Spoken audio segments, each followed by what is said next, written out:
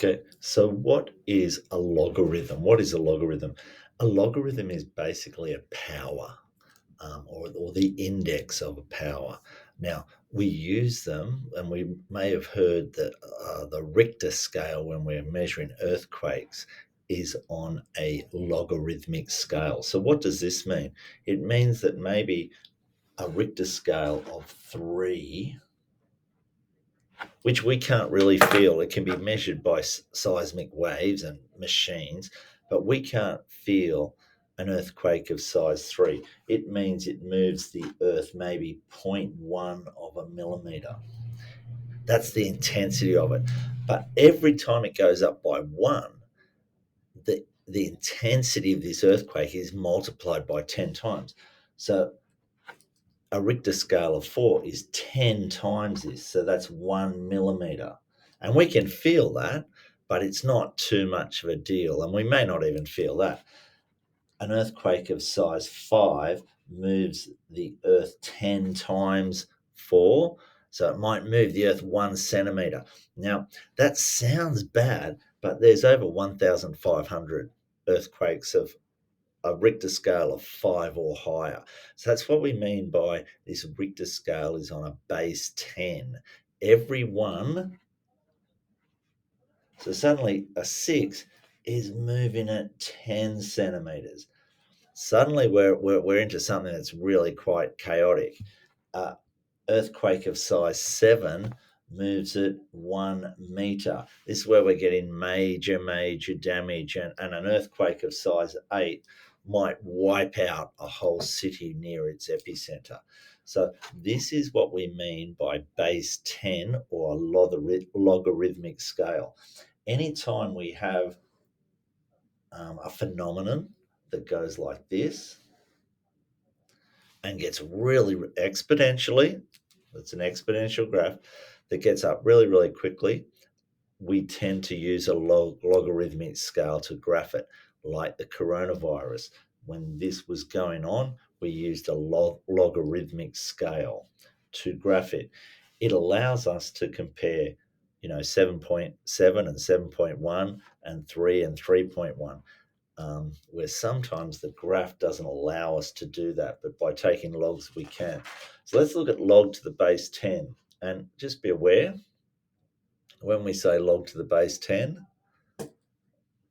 there's the button there, log to the base 10. And that's the one we're going to use to start with. So let's look at log to the base 10 of some really simple numbers like 100, and log to the base 10 of 1,000, and log to the base 10 of, say, 2, and log to the base 10 of 2,000, some things like this. And we might even do log to the base 10 of a million. Well, no, one more zero. Yep, a million. Okay, so now I know what log 100 to the base 10 is. So, but on our calculator, hopefully you can see this calculator. Yeah, log of 100. And it doesn't come up base 10, but we know that button is base 10 equals 2. Okay, log of 100 equals 2. I wonder how we got that. Log of 1,000, log of 1,000. What does that equal? Oh, 3. Wonder what the log of a million equals. Maybe some of you can see what that answer might be. 6. So as I said right at the start, the log is a power. So 10 to the power of 6 equals a million.